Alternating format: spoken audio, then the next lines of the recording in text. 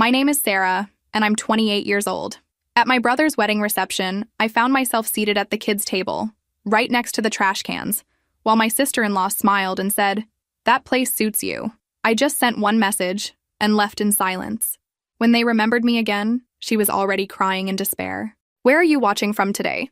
Drop your location in the comments below and hit that like and subscribe button if you've ever felt invisible at your own family's celebration. You'll definitely want to stick around for what happened next.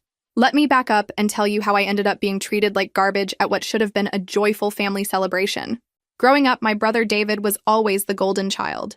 3 years older than me, he could do no wrong in our parents' eyes. When he brought home mediocre grades, they celebrated his effort. When I brought home straight A's, it was just expected. When he quit his third job in 2 years, they supported his journey of self-discovery. When I worked 2 jobs to pay for college, they barely noticed. So when David announced his engagement to Jennifer, a woman who made snide comments about my career choice as a librarian and my simple lifestyle, I wasn't surprised when she immediately began planning me out of their wedding narrative. During the engagement party, she introduced me to people as David's little sister who still reads books for a living. The way she said it made it sound like I collected trash. The wedding planning became a 6-month exercise in subtle exclusion. I wasn't consulted about colors, venues, or dates. When I offered to help with decorations, Jennifer smiled sweetly and said they had everything under control. When I suggested a family photo location we'd used for years, she dismissed it as not sophisticated enough. Every suggestion I made was politely rejected. Every offer to help was graciously declined. The morning of the wedding, I arrived at the venue early, dressed in my best navy dress and the pearl earrings my grandmother had left me.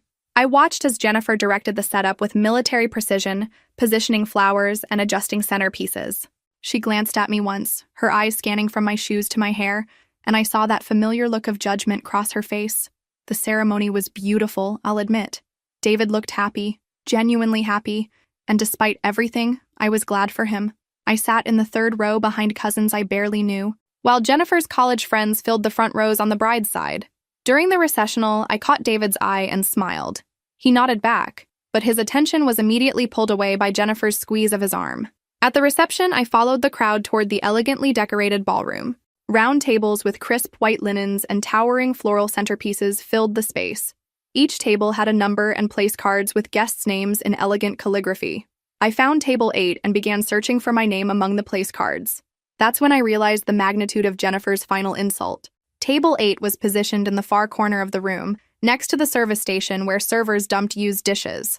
The kids' table wasn't even for actual children. It was where they'd seated me alongside David's teenage nephews, and one bewildered elderly uncle who apparently needed supervision. My place card sat between 8-year-old Tommy and the oversized trash receptacle that servers used throughout the evening. Jennifer appeared beside me like a satisfied cat. "I hope you don't mind the seating arrangement," she said, her voice dripping with false concern. "We thought you'd be more comfortable here." "That place suits you." Her friends giggled behind her, and I realized this had been planned, discussed, and executed with malicious intent. For a moment, I stood there processing the deliberate cruelty. This wasn't just poor planning or an oversight.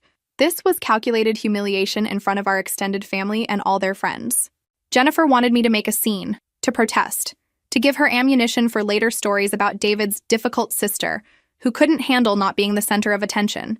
Instead, I pulled out my phone, opened the family group chat, and typed one simple message: "Congratulations on your perfect wedding. I hope you both get exactly what you deserve." Then I placed my cloth napkin on the kids' table, picked up my purse, and walked out of that reception with my head held high. What Jennifer didn't know was that my simple job as a librarian had taught me research skills, and what I'd discovered about her during those 6 months of wedding planning was about to change everything. But that revelation would have to wait until tomorrow, when David would call me 17 times before I finally answered. The next morning, I woke up to my phone buzzing incessantly. David's name flashed across the screen for the 17th time before I finally decided to answer. His voice was strained, almost panicked. "Sarah, what the hell was that last night? Jennifer's been crying all morning. She says you embarrassed her in front of everyone." I set my coffee down carefully, choosing my words with the precision of someone who'd spent months being diplomatically dismissed. "I sent you both my congratulations and left quietly. How exactly did that embarrass her? You know what you did. That cryptic message, walking out during dinner. Mom's furious, Dad's disappointed, and Jennifer's family thinks our family is full of drama queens." The irony wasn't lost on me. I'd been seated next to garbage cans and somehow I was the one causing embarrassment. David, where exactly was I supposed to sit during dinner? Since you're so concerned about family behavior. Silence stretched between us. What do you mean? I mean, did you know your wife seated me at the kids' table next to the trash cans? Did you know she told me that place suited me? My voice remained calm, but I could feel anger building beneath the surface. Sarah, come on. The seating was complicated. We had limited space and stop. I interrupted him, something I'd rarely done in our entire relationship. Just stop making excuses for her. You know exactly what happened and you know it was deliberate. David's tone shifted, becoming defensive. Jennifer worked really hard on that wedding. She's been stressed for months trying to make everything perfect.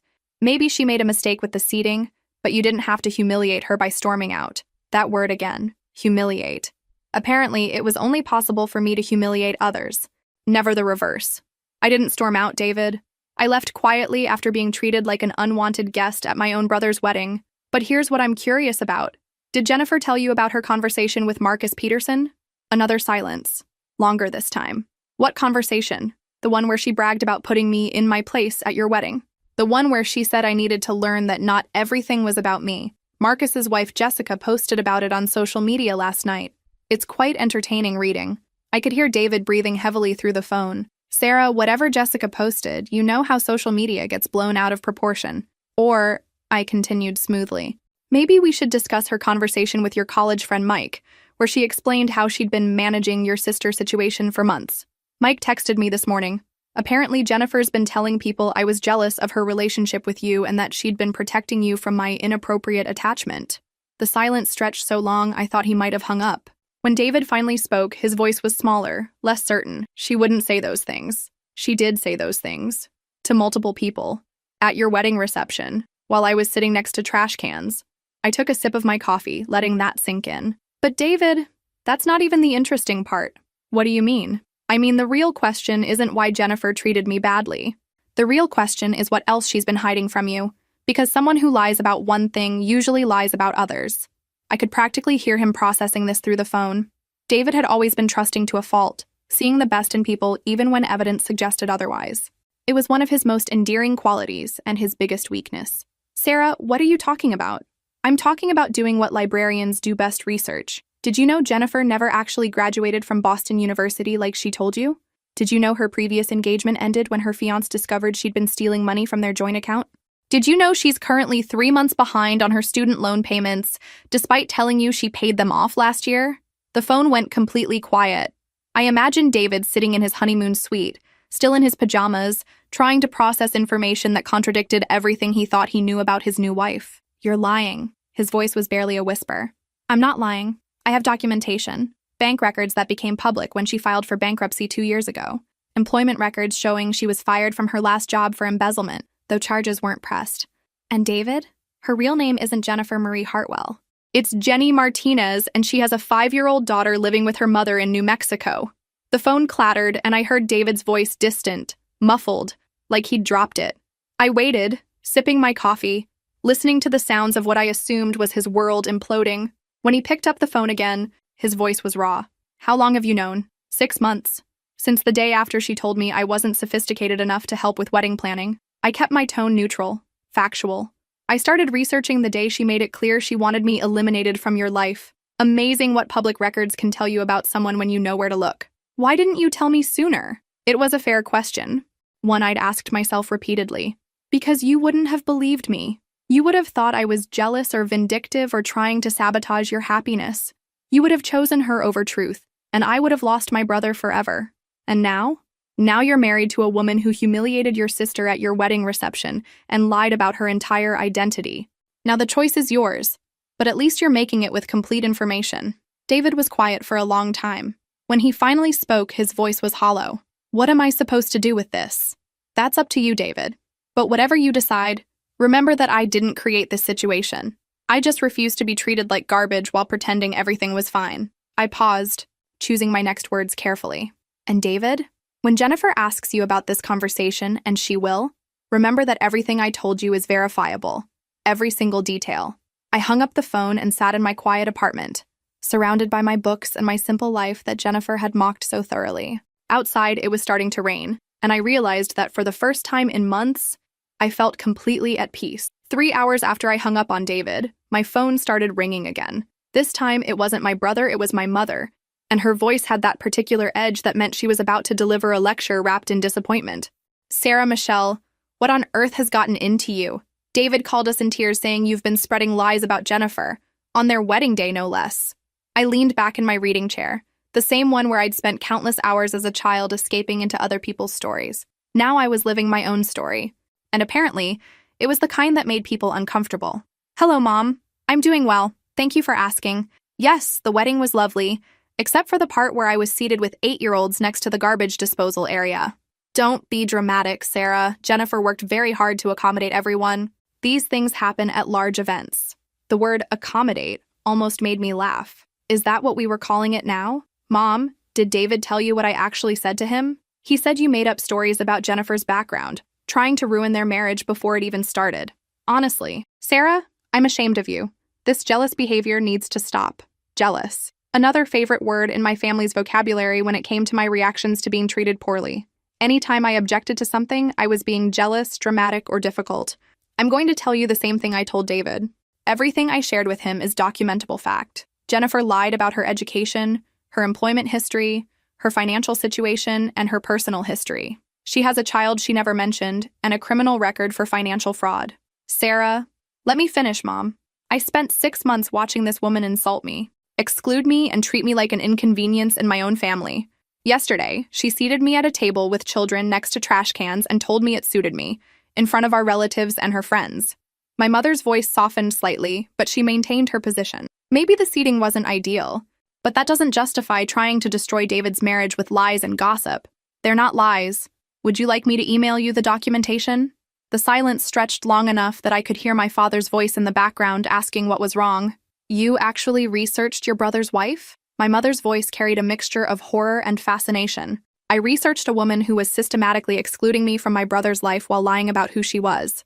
Yes, I did. And I'd do it again." "Sarah, this is not normal behavior. Normal people don't investigate their future sister-in-laws like private detectives. Normal sister-in-laws don't humiliate family members at wedding receptions while hiding their criminal records either. But here we are." I heard my father take the phone. His voice was tired, the tone of a man who'd refereed too many family conflicts over the years. "Sarah, sweetheart, what's the end game here? Even if everything you're saying is true, David's already married to her. What do you want to accomplish?" It was a good question, and one I'd been asking myself since the moment I walked out of that reception. I want David to know who he married. I want our family to stop pretending that treating me badly is acceptable as long as it's done politely. And I want Jennifer to understand that actions have consequences. What kind of consequences? I looked out my window at the rain that had intensified throughout the morning, the kind that come naturally when someone's lies catch up with them. I didn't create Jennifer's past, Dad. I just chose not to pretend it doesn't exist. Are you going to tell other people about this? I don't need to tell anyone anything. Jennifer's been bragging about how she handled me at the wedding. Social media is already doing the work for me. My father sighed deeply. "Sarah, I love you, but this path you're going down, revenge, investigation, public embarrassment, this isn't who you are." "You're right, Dad. Who I am is someone who spent 28 years being accommodating, understanding, and quietly accepting poor treatment for the sake of family harmony. But yesterday, sitting at that kid's table while Jennifer's friends laughed at me, I realized that version of Sarah wasn't working out very well. So what now?" My mother had taken the phone back. "Now I wait. David has information he didn't have before. He can choose what to do with it, but I'm done pretending that keeping peace is more important than keeping dignity." After I hung up, I made myself lunch and settled in with a book. Around 2 o'clock, my phone buzzed with a text from my cousin Amy, who'd been at the wedding. "Jessica Peterson posted about Jennifer's comments last night. People are talking, this is getting messy fast." I texted back, "I'm not creating the mess. I'm just refusing to clean it up." An hour later, another text, this time from my college friend Mark. "Saw the wedding drama on social media. Are you okay? That seating situation looked brutal in the photos." Photos. I hadn't considered that people would photograph the seating arrangements, but of course they had. In the age of social media, everything was documented. I spent the rest of the afternoon in peaceful solitude, reading and occasionally glancing at my phone as notifications trickled in. People I hadn't heard from in years were reaching out, some offering support, others clearly fishing for gossip. By evening, the rain had stopped, and I decided to take a walk around my neighborhood. The air smelled clean and fresh, and for the first time in months, I felt like I could breathe easily. No wedding stress, no family drama to manage, no Jennifer to navigate around. When I returned home, there was a voicemail from David. His voice sounded hollow, exhausted. "Sarah, we need to talk. Not about what you told me. I mean, we do need to talk about that too. But first, I need to apologize. I saw the photos from the reception. I saw where Jennifer seated you, and I saw her laughing about it with her friends. I should have noticed. I should have protected you. I'm sorry." I saved the voicemail but didn't call him back. David was starting to see the situation clearly, but he needed time to process everything without me pushing or manipulating the outcome. Have you ever experienced that moment when you realize someone you trusted has been systematically undermining you while you bent over backwards to keep peace? Leave a comment below about how you handled it. Tomorrow would bring new developments, but tonight I was content to sit in my quiet apartment, surrounded by books and truth, knowing that sometimes the most powerful thing you can do is simply stop participating in your own mistreatment. Monday morning brought an unexpected visitor. I was preparing for work when my doorbell rang at 7:30 a.m. Through the peephole, I saw Jennifer standing on my front step, still in what looked like pajamas and a hastily thrown-on coat. Her usually perfect hair was disheveled, and her eyes were red-rimmed. I opened the door but didn't invite her in. "Jennifer, this is a surprise. We need to talk." Her voice was hoarse, probably from crying or yelling, possibly both. "Do we? Because yesterday at your wedding reception, you made it pretty clear that talking to me wasn't a priority." She pushed past me into my apartment without invitation, turning to face me with an expression I'd never seen before, raw desperation mixed with anger. "You vindictive little witch. How dare you try to ruin my marriage with your lies?" I closed the door calmly and leaned against it.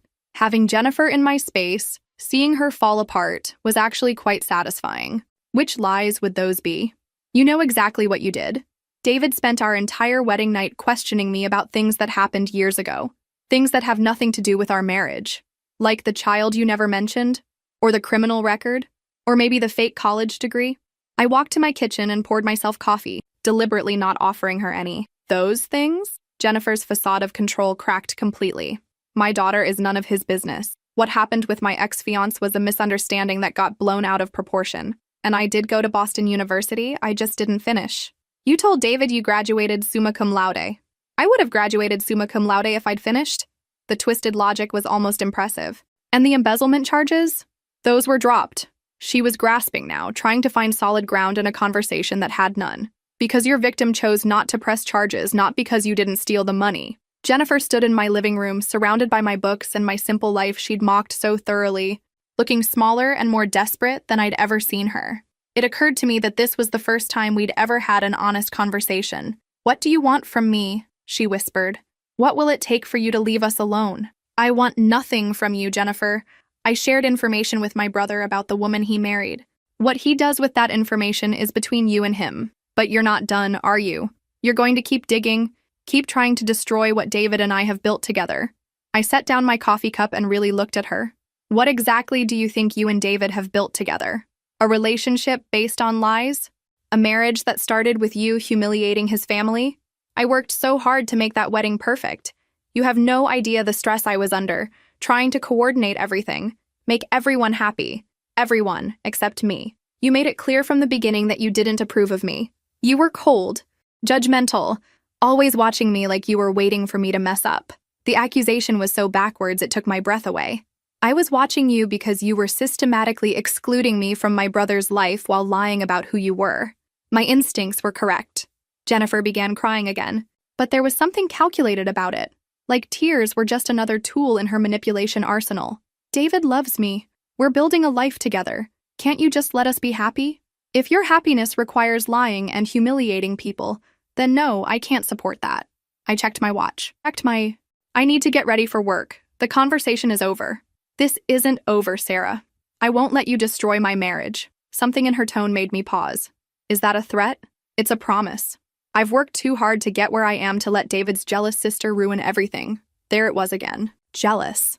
The magic word that was supposed to discredit any legitimate concerns I might have. "Jennifer, let me be very clear about something. I don't want your husband. I don't want your life. I don't want anything you have. What I wanted was basic respect at my brother's wedding, and what I got instead was calculated humiliation. You created this situation, not me." She wiped her eyes and straightened her shoulders, some of her usual composure returning. David chose me. He married me. Nothing you dig up is going to change that. You're probably right. David's always been loyal to a fault. But here's what's interesting about truth. Jennifer, it has a way of surfacing eventually.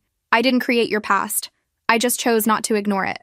After she left, I called in sick to work. Not because I was actually ill, but because I needed time to process what had just happened. Jennifer, showing up at my apartment in desperation, told me that whatever conversation she'd had with David after my phone call had been more serious than I'd anticipated. Around noon, my phone rang. It was David. "Sarah, Jennifer told me she went to your apartment this morning. I'm sorry. She shouldn't have done that." No, she shouldn't have. But she did, and it was quite illuminating. "She's scared, Sarah. She thinks you're going to keep digging into her past, trying to find more things to hurt her with. And what do you think, David?" A long pause. "I think I married someone I don't actually know. And I think my sister spent 6 months being treated badly by that person while I was too distracted to notice." It was the closest thing to an acknowledgement I'd received from anyone in my family, and it meant more than I expected. "What are you going to do?" "I don't know. We're supposed to leave for our honeymoon tomorrow, but everything feels different now. She keeps insisting that her past doesn't matter. But Sarah, she has a 5-year-old daughter, a daughter she's never mentioned. How do you hide something like that? The same way you hide everything else. One lie at a time until the truth becomes unrecognizable. I keep thinking about you sitting at that kid's table and how she smiled when she told you it suited you. I keep wondering what kind of person does that to someone they're supposed to consider family. Someone who never considered me family in the first place." David was quiet for a long time. "I should have protected you from all of this.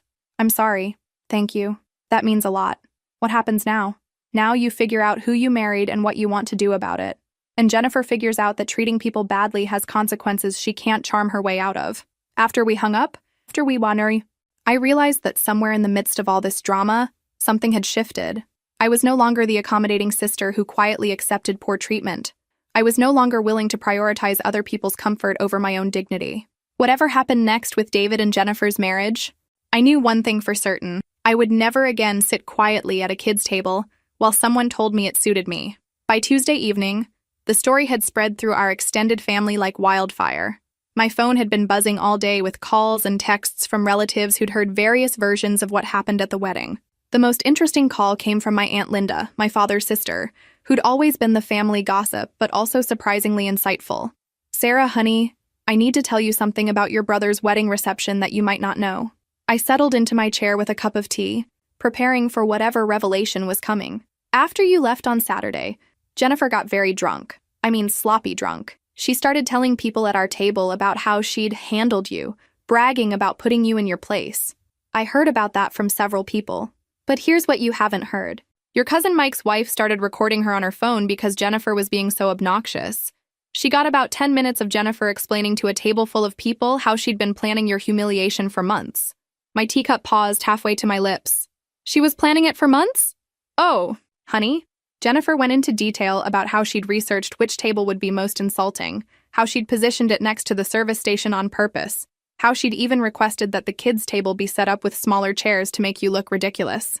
The calculated cruelty was breathtaking, even for someone who'd already shown herself to be manipulative and dishonest. She also talked about how she'd been working to isolate you from David for the entire engagement. She said she told David that you were jealous of their relationship and that you'd been making inappropriate comments about not wanting to share him. She said I made inappropriate comments about not wanting to share my brother? That's exactly what she said? And Sarah? She laughed about it.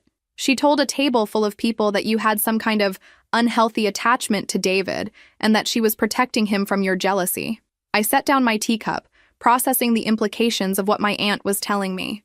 Jennifer hadn't just humiliated me at the wedding, she'd been systematically poisoning my relationship with my brother for months. "Aunt Linda, does David know about this recording?" "I don't think so. Mike's wife sent it to me because she was disgusted by Jennifer's behavior, but she wasn't sure what to do with it." "What's on the recording exactly?" Jennifer explaining in detail how she manipulated the seating chart specifically to humiliate you, bragging about how she'd convinced David that you were inappropriately possessive, and making comments about how your job and lifestyle proved you were mentally unstable and potentially dangerous to their relationship. The phrase mentally unstable hit me like a physical blow. Jennifer hadn't just been excluding me, she'd been building a narrative that painted me as psychologically disturbed.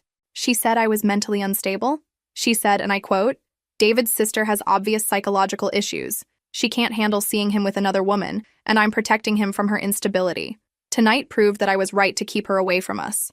I felt something cold settle in my stomach. This wasn't just about wedding seating or family dynamics. Jennifer had been constructing a story that could potentially affect my career, my relationships, my entire reputation. Aunt Linda, I need you to get me a copy of that recording. I already asked Mike's wife to send it to me. Sarah, I have to ask, what are you planning to do with this information? It was a fair question. What was I planning to do? Jennifer had escalated far beyond simple rudeness or family tension. She'd been deliberately sabotaging my relationship with my brother while building a case against my mental health. I'm going to make sure David knows exactly who he married and what she's been saying about his sister. Be careful. Honey, Jennifer strikes me as the type who doesn't go down without a fight. After my aunt hung up, I sat in my apartment thinking about the conversation. Jennifer's behavior had crossed every line I could imagine, but there was something else bothering me.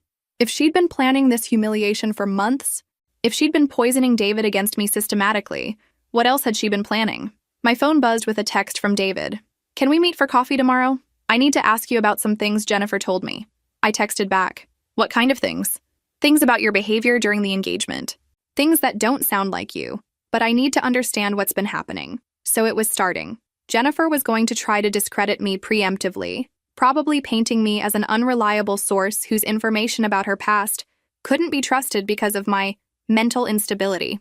I called David instead of texting back. He answered on the first ring. David, what exactly did Jennifer tell you about my behavior during your engagement? Sarah, I don't want to get into this over the phone. What did she tell you? He sighed heavily. She said you've been inappropriate about our relationship, that you made comments about not wanting to share me, that you seemed jealous of our relationship in ways that concerned her.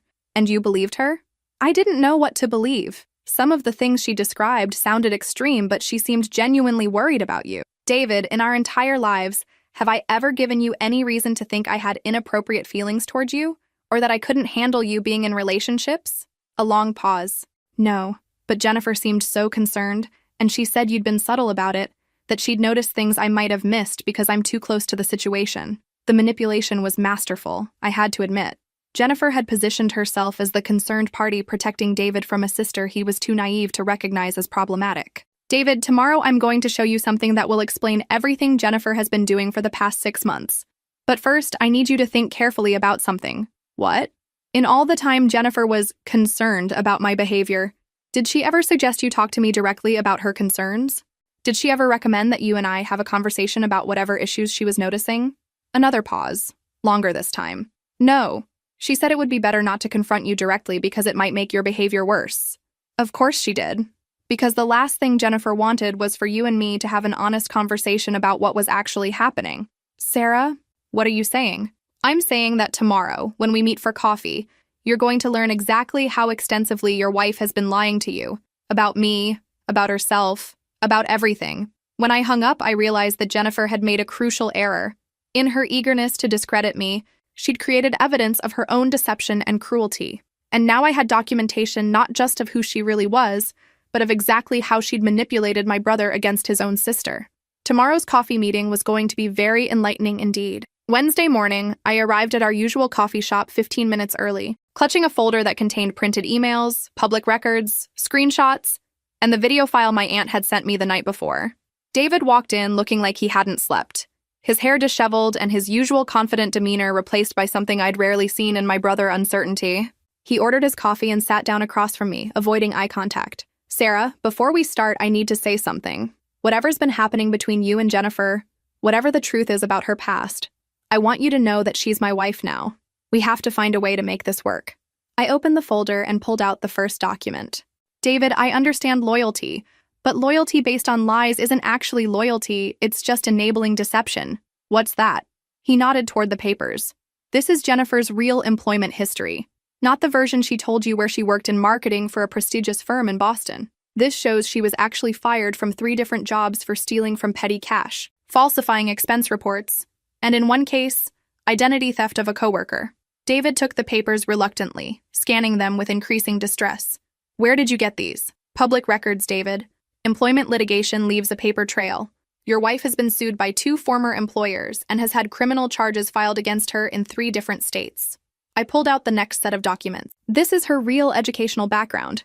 She attended Boston University for 1 semester before dropping out due to academic probation. She never completed a degree anywhere. But she has a diploma in our apartment. Fake. You can order them online for about $50. David's hands were shaking as he looked through the papers. The child you mentioned? I pulled out a birth certificate and custody documents. Isabella Martinez, age 5, born in Albuquerque, New Mexico. Father unknown. Currently living with Jennifer's mother because Jennifer owes over $30,000 in back child support. Child support? But that would mean... It means your wife abandoned her 5-year-old daughter and hasn't paid a dime to support her in over 2 years. I watched my brother's face crumble as the reality of who he'd married began to sink in. David stared at the birth certificate like it might change if he looked at it long enough. A 5-year-old daughter. She has a 5-year-old daughter and never told me. David, that's not even the worst part. I pulled out my phone and opened the video file my aunt had sent me. This was recorded at your wedding reception after I left. Jennifer explaining to a table full of our relatives exactly how she planned my humiliation. I pressed play and watched David's expression change from confusion to horror as Jennifer's voice filled the space between us. On the recording, she was clearly intoxicated, her words slurred but her meaning crystal clear. I spent months planning how to handle David's weird sister. She's obviously got some kind of unhealthy attachment to him, you know? Like, who gets that involved in their brother's relationship unless there's something wrong with them psychologically? David's face went pale as Jennifer's recorded voice continued. So tonight, I put her exactly where she belongs with the children and the garbage. I researched the most humiliating table placement possible. I even had them use smaller chairs at that table so she'd look ridiculous sitting there. The recording captured the laughter from other guests, people we both knew, finding entertainment in my deliberate humiliation. David's too nice to see how manipulative she is, but I've been protecting him from her instability for months. I told him she was making inappropriate comments about not wanting to share him with other women. Tonight proved I was right to keep her away from our relationship. I paused the recording and watched David process what he'd just heard. His hands were clenched into fists on the table, and his breathing had become shallow and angry. She lied about you. She lied about everything. His voice was barely a whisper. The woman you married doesn't exist, David. Jennifer Marie Hartwell is a complete fabrication. The real person is Jenny Martinez, a woman with a criminal record, an abandoned child, massive debt, and apparently a talent for psychological manipulation. David put his head in his hands. What am I supposed to do now? I married her. We have a lease together, joint bank accounts, a whole life planned. You figure out if you can build a real relationship with someone who's lied about everything, including her reasons for keeping you away from your own sister.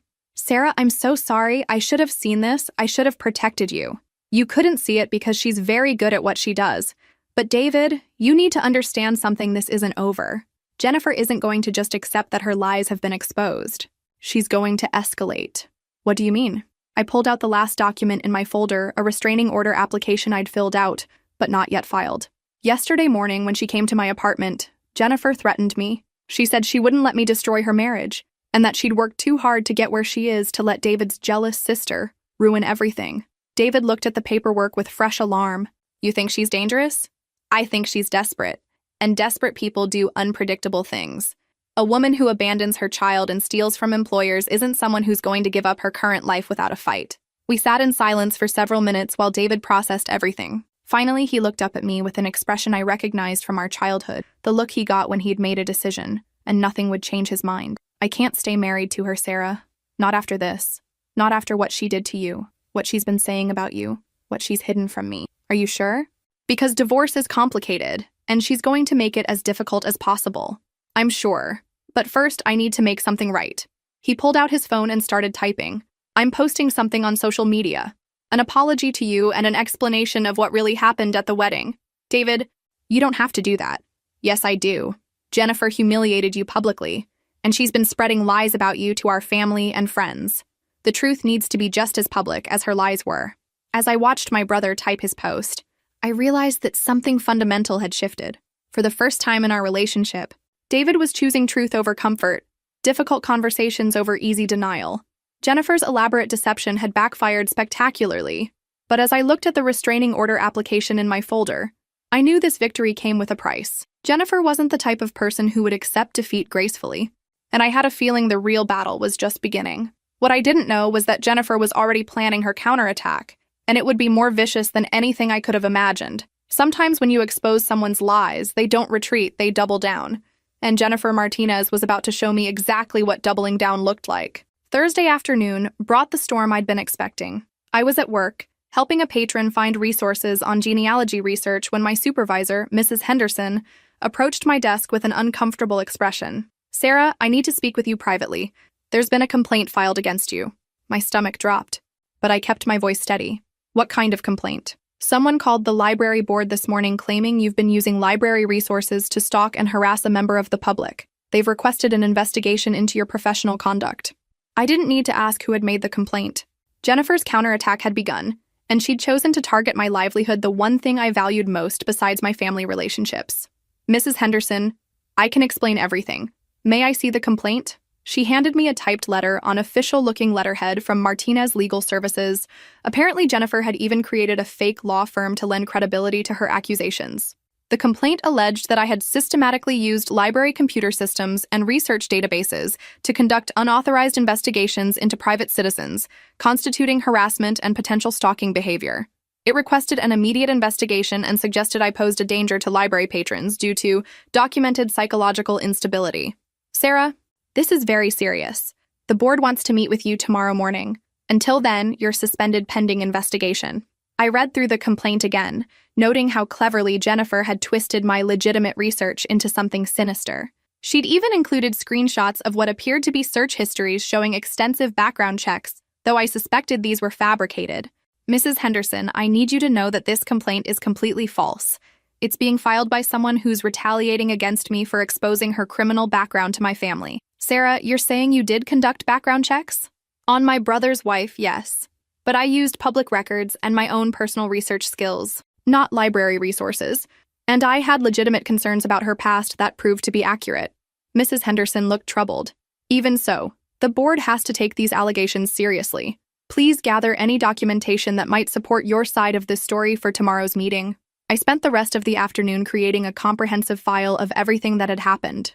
Jennifer's fake identity documents, David's social media post defending me, the recording of her wedding reception comments, and most importantly, evidence that Martinez Legal Services didn't actually exist.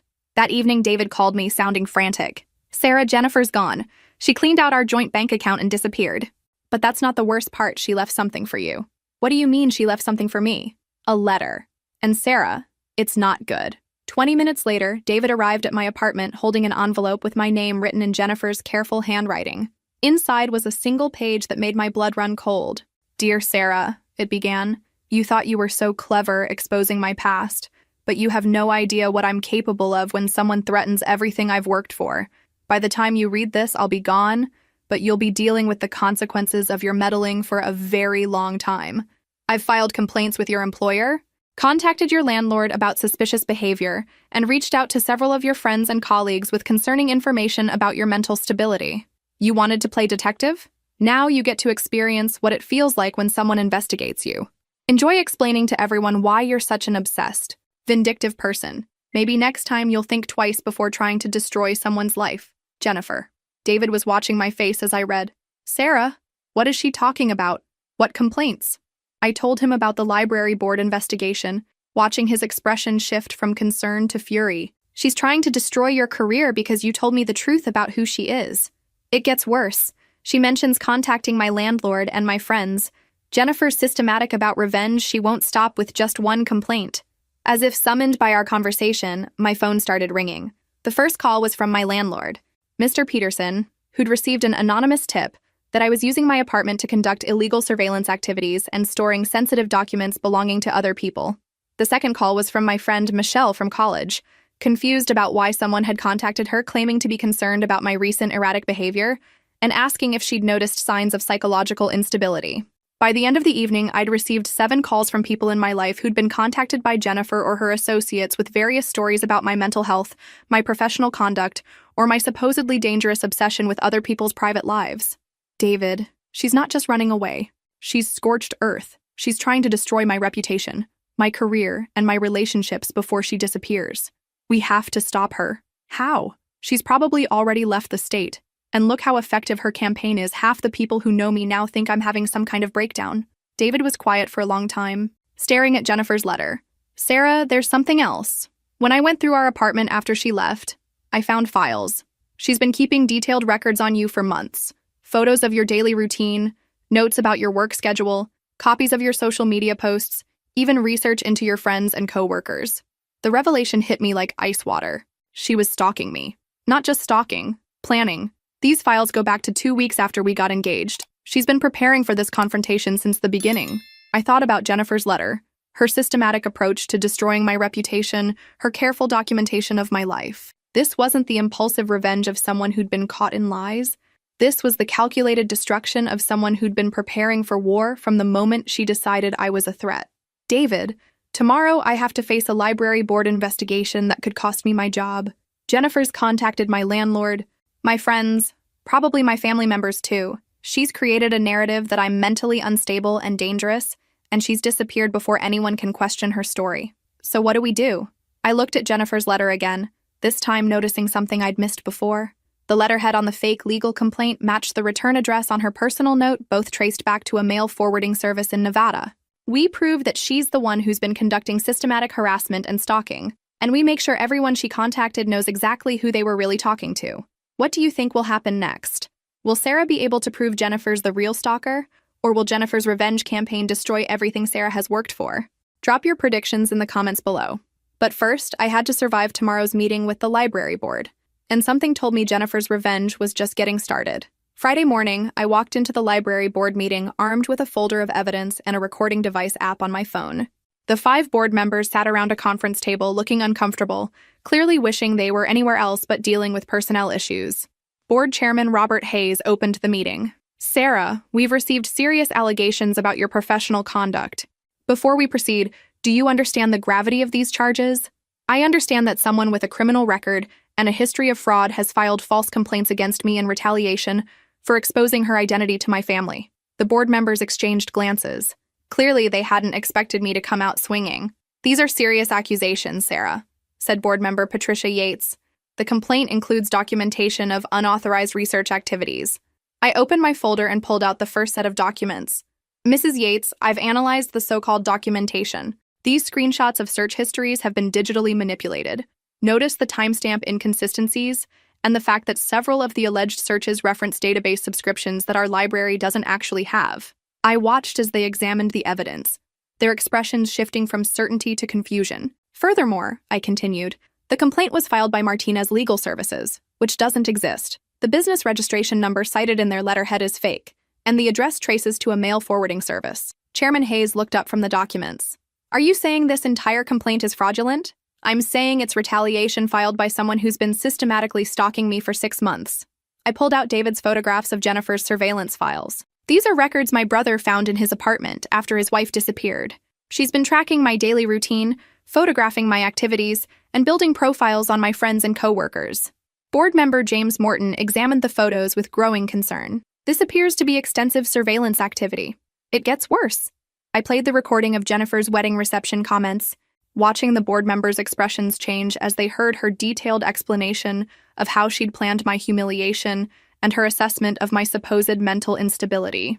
The woman who filed this complaint has been building a case against me since January, preparing for the moment when I might discover her criminal background and multiple false identities. I spent the next 20 minutes walking them through Jennifer's real history, her pattern of revenge against people who exposed her lies, and her systematic approach to destroying their reputations and livelihoods. Sarah, Patricia Yates said slowly, if what you're telling us is accurate, then you're the victim of an elaborate harassment campaign. I am. And Jennifer Martinez knew that targeting my career would be the most effective way to discredit me and prevent anyone from believing my information about her background. Chairman Hayes closed the folder of evidence. Sarah, based on what you've presented, we're dismissing the complaint against you. We'll also be filing a report with local law enforcement about the fraudulent nature of these allegations. Thank you. But there's one more thing you should know. Jennifer contacted other people in my life with similar false stories. She's trying to systematically destroy my reputation and relationships. What do you need from us? A letter verifying that the complaint was fraudulent and that my professional conduct has been exemplary. I'll need it to show to other people she's contacted. After the meeting, I felt cautiously optimistic. I'd won the first battle, but Jennifer's campaign was far from over. My phone had been buzzing all morning with calls from people she'd contacted, and I knew I'd spend the next week explaining the situation to everyone in my life. The first call I returned was to my landlord, Mr. Peterson, who'd been told I was conducting illegal surveillance activities from my apartment. Mr. Peterson, I need to explain what's really happening here. I gave him the condensed version of Jennifer's identity theft, her systematic stalking of me, and her revenge campaign. So the person who called me about suspicious activities was actually the one conducting surveillance. Exactly. And I have documentation proving everything I'm telling you. By noon, I'd called Michelle, my cousin Amy, 2 co-workers, and my dentist, all of whom had received calls from Jennifer or her associates, expressing concern about my mental health or professional conduct. The pattern was consistent. Jennifer presented herself as a concerned friend or family member who'd noticed troubling changes in my behavior. She suggested I might be having a breakdown, becoming obsessed with other people's personal lives, and possibly dangerous to be around. To people who didn't know me well, her story was believable. She came across as worried and reluctant to share concerns about someone she cared about. She had specific examples of my concerning behavior and official-sounding documentation to support her claims. But to people who actually knew me, her story fell apart quickly. Michelle laughed when I explained the situation. "Sarah, I thought it was weird when that woman called. She knew details about your life, but she got your personality completely wrong. She described someone paranoid and erratic, which is the opposite of how you've been your entire life." By the end of the day, I'd reached most of the people Jennifer had contacted. Some believed my version immediately. Others needed to see the evidence.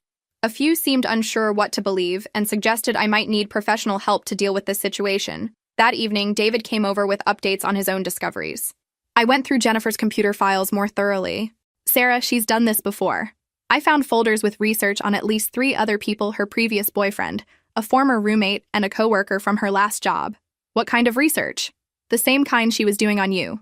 Detailed personal information, photos, social media monitoring, and what looks like systematic campaigns to damage their reputations when relationships ended badly." David showed me printed emails where Jennifer had reached out to employers, landlords, and personal contacts of her previous targets, always with the same story: concern about someone's mental health and potentially dangerous behavior. She has a system, Sarah.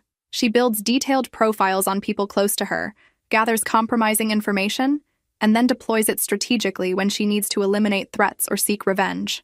Did any of her previous victims fight back? One did. Her ex-boyfriend figured out what she was doing and tried to warn her next target. Jennifer filed a restraining order against him claiming harassment and stalking. She used his attempts to expose her as evidence of his obsession with her. The implications were chilling. Jennifer had turned defending yourself against her lies into evidence of the psychological instability she'd originally claimed to be concerned about. "David, she's not just smart, she's experienced. This isn't revenge, it's a systematic operation. What do we do now? We document everything and we prepare for escalation. Jennifer's pattern shows she doesn't stop until her target is completely discredited or too afraid to continue challenging her." As David left that evening, I realized that defeating Jennifer's revenge campaign wouldn't be enough. I needed to make sure she couldn't do this to anyone else. But first, I had to survive whatever she was planning next. And based on her previous patterns, the worst was yet to come. Saturday morning brought news that made my blood freeze. David called at 7 a.m., his voice shaking with anger and fear. "Sarah, Jennifer's escalated. She filed a police report claiming you've been stalking her and making threats. There's a warrant out for your arrest." I sat up in bed, suddenly wide awake. "What kind of threats?" "According to the report, you've been sending anonymous letters to her workplace, following her home and making verbal threats about harming her if she didn't leave town. She has photos, Sarah. Photos that supposedly show you near her apartment building." "David, I've never been to her apartment building. I don't even know where she works." "I know that, but the police don't. She's provided what looks like evidence of stalking behavior, and she's connected it to your documented history of mental instability from all those complaints she filed." This was Jennifer's masterstroke. She'd created a narrative where my exposure of her lies became evidence of my obsession. My research became stalking, and her revenge campaign became self-defense against a dangerous person. "David, where is she? I thought she'd left town." "She did, but she filed this report from Nevada claiming she had to flee because you were escalating your harassment. She's painted herself as a victim who was forced to abandon her new life because of your dangerous behavior." I got dressed quickly while staying on the phone with David. "What did the police say when you tried to explain the real situation?" "They said they'd investigate all claims thoroughly, but right now they have a formal complaint with evidence, and they have to follow protocol." "What kind of evidence could she possibly have?" "Photos of someone who looks like you outside her apartment building. Text message screenshots showing threatening messages from your phone number. Witness statements from people who supposedly overheard you making threats." The sophistication of Jennifer's frame job was terrifying. She'd created physical evidence, digital evidence, and human testimony to support her version of events. David, none of that evidence is real. The photos must be manipulated, the texts are fake, and any witnesses are either lying or being deceived. I believe you, but proving that will take time. And meanwhile, there's a warrant for your arrest. I was getting dressed when I heard car doors slamming outside my apartment building. Looking out the window, I saw 2 police officers walking toward the main entrance. David, they're here. Sarah, do exactly what your lawyer tells you to do. Don't say anything without legal representation. I don't have a lawyer. You do now. I called Marcus Peterson. He's a criminal defense attorney who handles false accusation cases. He's meeting us at the police station. The next 2 hours were a blur of Miranda rights, booking procedures, and sitting in a holding cell while Marcus Peterson reviewed Jennifer's complaint and the supposed evidence against me. When he finally came to speak with me, his expression was grim but determined. Sarah, this is an extremely sophisticated false accusation case. Jennifer Martinez has created what appears to be a comprehensive package of evidence against you. But it's all fake. I believe it's fake, but it's very well done. The photos show someone with your hair color and build near her apartment. The text messages appear to come from your phone number, and she has 3 witness statements from people claiming to have seen you exhibiting threatening behavior. Marcus, I can prove where I was during the times these incidents supposedly occurred. I have work records, security footage, receipts. That's exactly what we're going to do. But Jennifer anticipated this defense. She's chosen incidents that occurred during times when you had gaps in your schedule or when you were in locations where you can't prove your exact whereabouts. Marcus pulled out his laptop and showed me the police report in detail. Jennifer had documented 6 separate incidents of alleged stalking and harassment over the past 2 weeks. Each incident was carefully timed to coincide with periods when I couldn't provide ironclad alibis. She's been planning this for weeks, Sarah. While you were focused on exposing her past, she was building a criminal case against you. Can we prove the evidence is fabricated? Eventually, yes. The photos can be analyzed for digital manipulation. The text messages can be traced to their actual origin, and we can investigate whether her witnesses actually exist or if they're part of her network. Her network? Sarah, based on what your brother told me about Jennifer's previous targets, she doesn't work alone. She has people who help her build these false narratives. Probably people she's helped with similar revenge campaigns. The realization that Jennifer was part of an organized group that specialized in destroying people's lives was overwhelming. How long will it take to prove my innocence? Weeks? Maybe months? And meanwhile, you'll be facing criminal charges, which means the story will become public record. Jennifer's strategy isn't just to get you arrested, it's to make the accusation itself proof of your guilt in the eyes of everyone who knows you. What do? We build our defense systematically. We prove where you were during each alleged incident. We analyze all her evidence for signs of fabrication, we investigate her witnesses, and we expose her pattern of false accusations against previous targets. Can I get bail? Yes, but there will be conditions. No contact with Jennifer, restrictions on your travel, possibly electronic monitoring. As Marcus left to arrange my bail hearing, I sat in the holding cell thinking about how completely Jennifer had outmaneuvered me. I'd won the battle by exposing her lies to David, but she'd won the war by turning my victory into evidence of my criminal behavior. When David arrived to post my bail, his expression was anguished. Sarah, I'm so sorry. This is my fault for not seeing who she was sooner. This isn't your fault, David. Jennifer's a professional. She's probably been planning this campaign since the day she decided I was a threat to her relationship with you. As we left the police station, I realized that my fight with Jennifer had evolved from personal revenge to something much larger. She wasn't just trying to punish me for exposing her. She was trying to completely destroy my life as a warning to anyone else who might challenge her in the future. But what Jennifer didn't know was that being arrested had given me something I didn't have before: access to the criminal justice system and investigators who could uncover the truth about her network of false accusers. The real battle was just beginning, and this time I wouldn't be fighting alone. The next 3 weeks were the most challenging of my life. While on bail with an ankle monitor, I couldn't work, couldn't travel more than 5 miles from my apartment, and had to check in with a probation officer twice a week. But Marcus Peterson was methodically building our defense, and what we discovered was more disturbing than I'd ever imagined. Sarah, we've identified Jennifer's network, Marcus announced during a meeting at his office. She's part of a group called Sister Support Network that supposedly helps women escape abusive relationships. But they're actually running organized revenge campaigns against targets. He pulled out a thick folder of documents. We've found at least 12 other victims over the past 3 years. Jennifer and her associates systematically destroy people's lives using false accusations, fabricated evidence, and coordinated character assassination. How do they get away with it? They're extremely careful. They research targets thoroughly, create plausible narratives, and use real emotions like concern for someone's mental health to make their lies believable. Most victims never figure out what's happening to them. Marcus showed me profiles of Jennifer's previous targets. A teacher who lost her job after being accused of inappropriate behavior with students. A nurse who was fired for allegedly stealing prescription drugs. A social worker who had her license suspended following accusations of falsifying reports. What do these people have in common? They all discovered something Jennifer wanted hidden. The teacher found out Jennifer was using fake credentials to work at an after-school program. The nurse caught Jennifer stealing from the pharmacy where they both worked. The social worker realized Jennifer was running identity theft schemes using client information. The pattern was clear. Jennifer eliminated threats by destroying the credibility of anyone who could expose her. Marcus, how are we going to prove this in court? We've located 3 of her previous victims who are willing to testify about their experiences. We've also found evidence that Jennifer's witness statements against you were provided by the same people who gave false testimony in previous cases. The same people? Yes.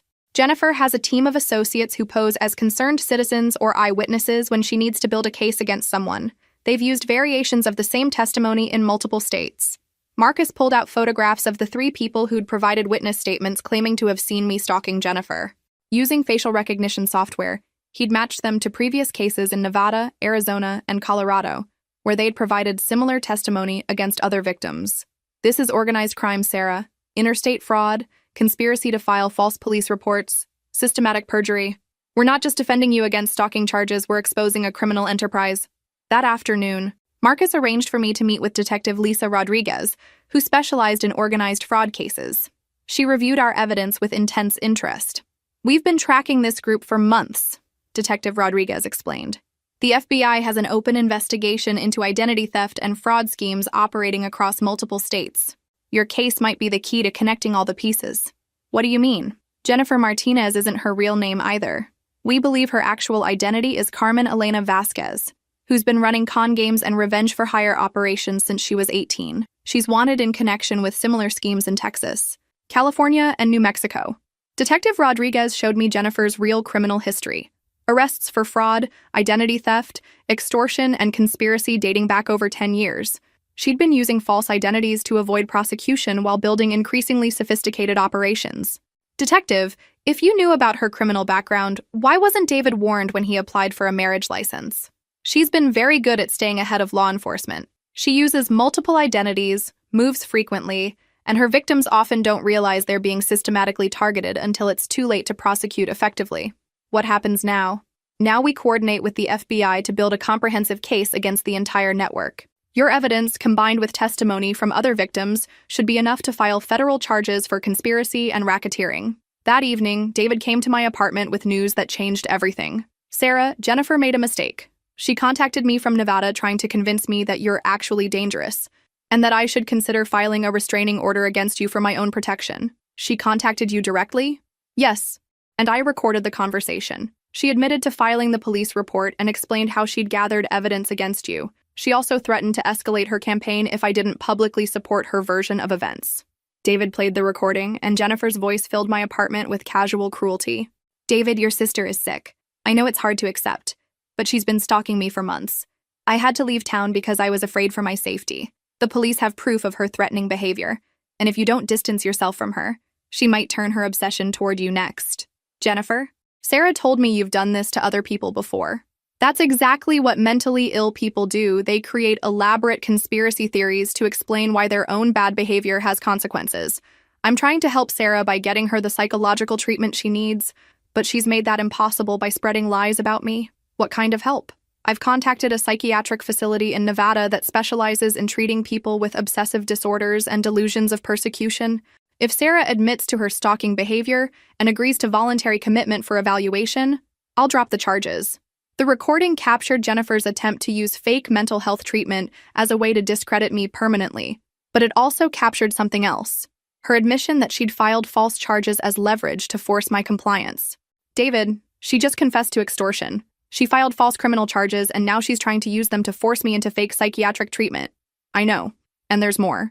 She also admitted that she never actually left Nevada. She's been coordinating this entire campaign from Las Vegas while pretending to be in hiding. Marcus Peterson arrived within an hour of hearing the recording.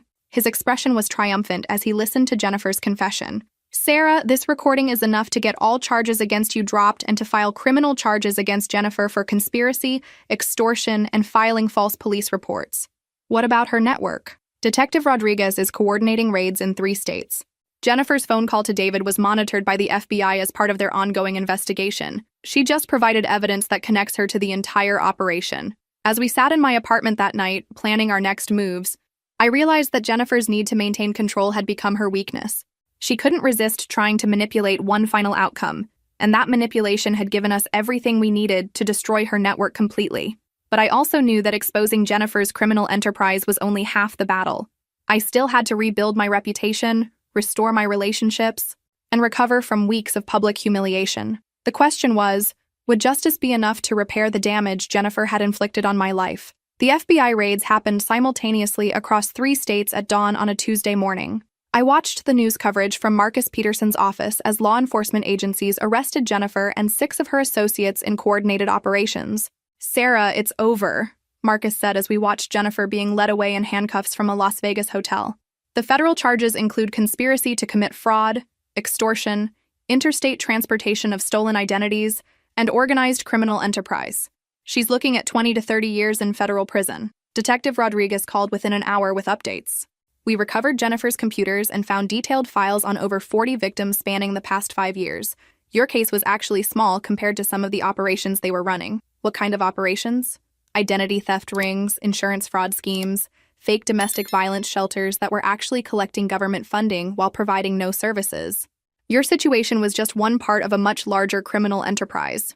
The scope of Jennifer's crimes was staggering, but what struck me most was how my personal revenge story had uncovered something that affected dozens of other people. That afternoon, I received a call from David. His voice was lighter than I'd heard in weeks.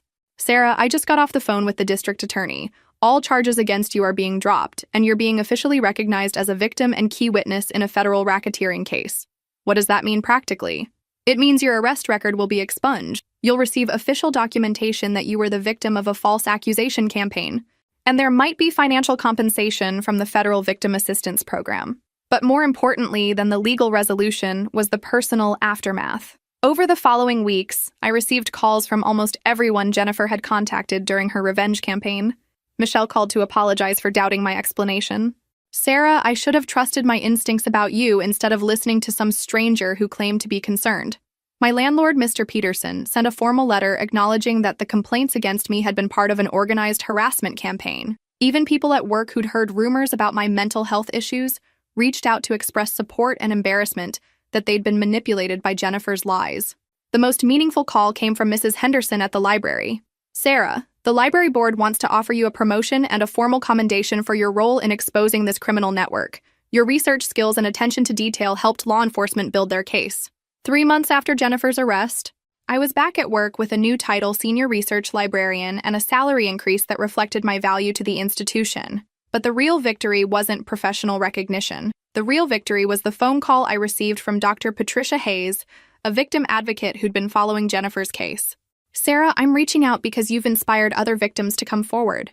Your willingness to fight back instead of accepting Jennifer's narrative has given people the courage to tell their own stories." How many other victims? 18 so far, and more are contacting us every week. Many of them suffered for years thinking they were crazy or that they'd somehow deserved the treatment they received. Your case showed them that they were victims of organized criminal activity.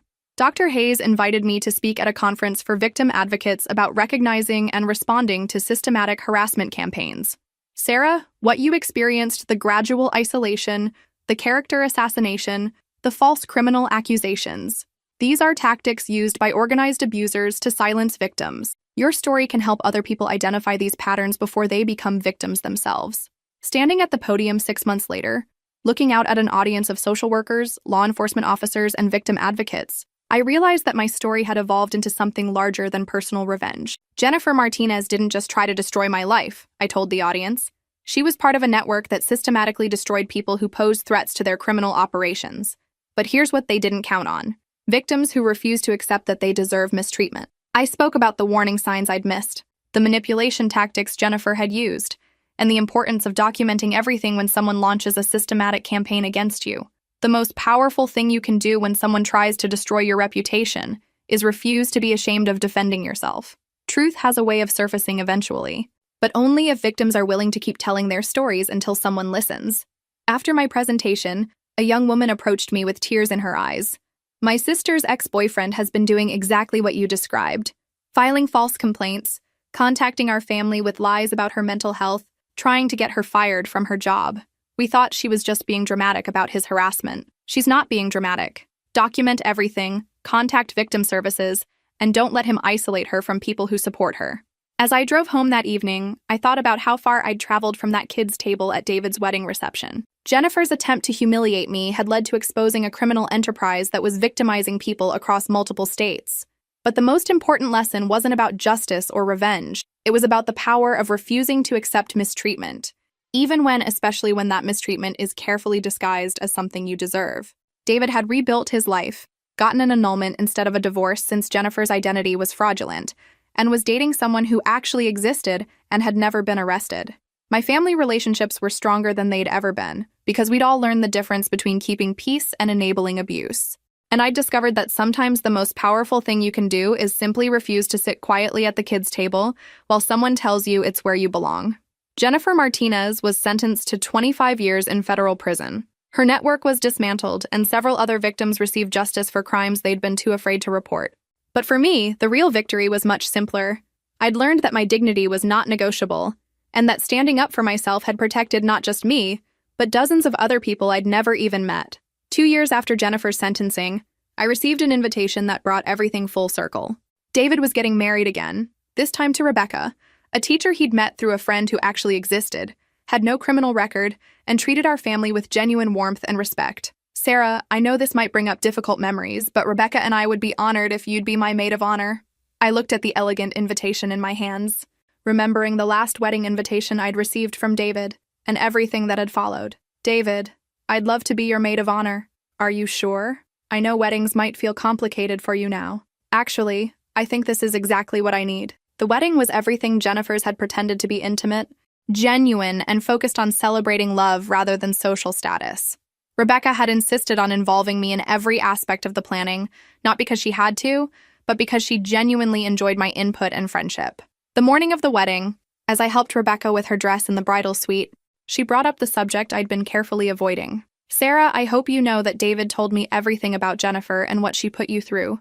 I want you to know that what happened to you was horrific, and I'm grateful you fought back. Rebecca, you don't have to.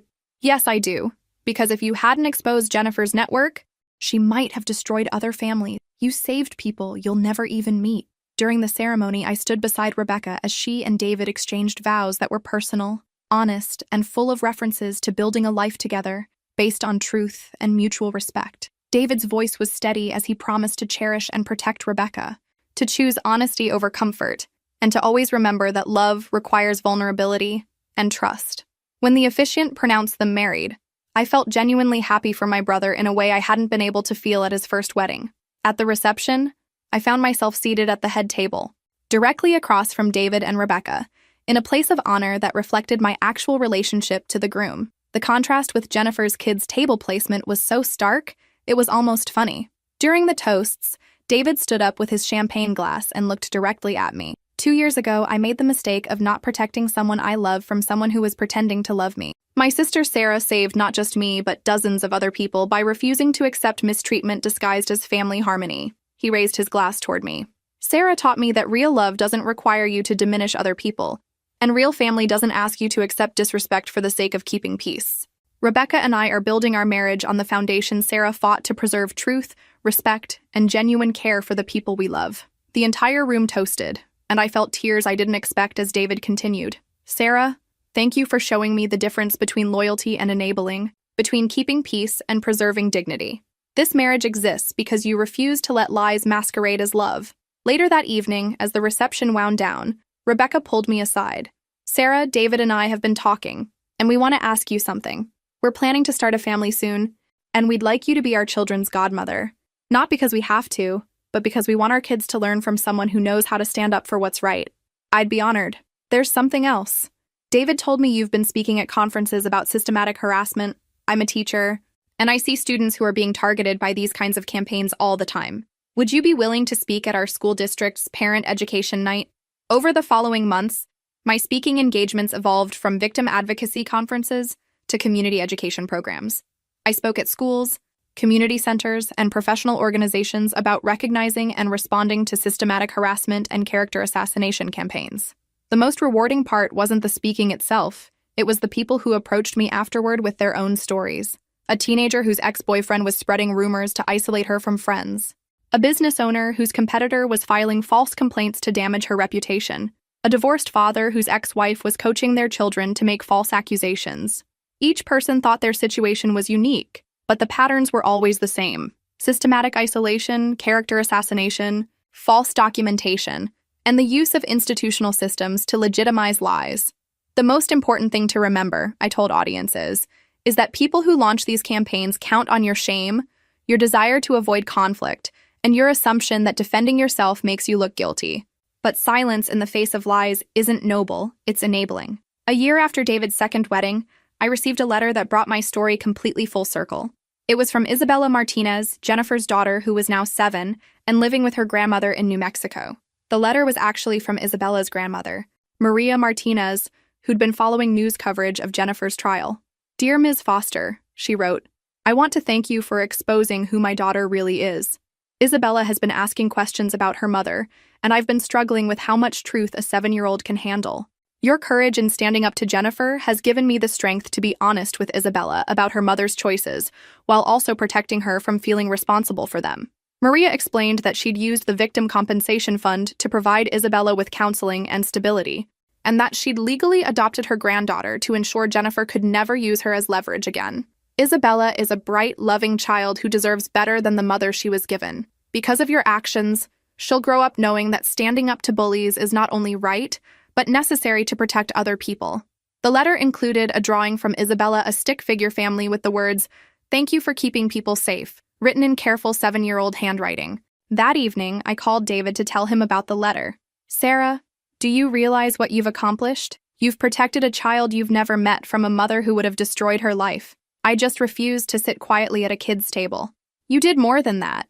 You proved that sometimes the most powerful thing you can do is simply refuse to accept that you deserve poor treatment." As I hung up the phone, I looked around my apartment, the same apartment where Jennifer had confronted me 2 years ago, where I'd been arrested on false charges, where I'd rebuilt my life and my relationships from the ground up. The books were the same, the reading chair was the same, but I was fundamentally different. Not because I'd gotten revenge on someone who hurt me, but because I'd learned that my dignity was not negotiable, and that standing up for myself had protected countless other people. 6 months later, I received an invitation that made me smile. It was from Dr. Patricia Hayes, the victim advocate who'd first invited me to speak at conferences. "Sarah, I'm writing to invite you to join the board of directors for the National Coalition Against Systematic Harassment. Your experience as both victim and advocate has given you insights that could help us develop more effective intervention strategies." I accepted the position, not because I wanted to spend my life reliving trauma, but because I'd learned that sometimes your worst experiences can become your most powerful tools for helping others. At my first board meeting, I sat around a conference table with law enforcement officers, social workers, attorneys, and other advocates who dedicated their careers to protecting people from organized harassment campaigns. "Sarah," Dr. Hayes said during introductions, "would you share with the group what you think is the most important lesson from your experience?" I thought about Jennifer's wedding reception, about sitting at that kid's table next to trash cans while someone told me it suited me. I thought about David's phone calls, the FBI raids, the Victim Compensation Fund, Isabella's drawing, and all the people who'd found the courage to tell their own stories. The most important lesson is that refusing to accept mistreatment isn't revenge, it's protection. Not just for yourself, but for everyone who comes after you. Every time we accept being diminished, we enable someone to diminish others. Every time we stand up for our dignity, we protect someone else's. If this story resonated with you, make sure to like and subscribe for more stories about finding strength in difficult situations. Remember that your dignity is not negotiable, and standing up for yourself isn't selfish, it's necessary. Sometimes the most powerful thing you can do is simply refuse to sit quietly at the kids' table while someone tells you it's where you belong. Because when you stand up for yourself, you're standing up for everyone who needs courage to do the same.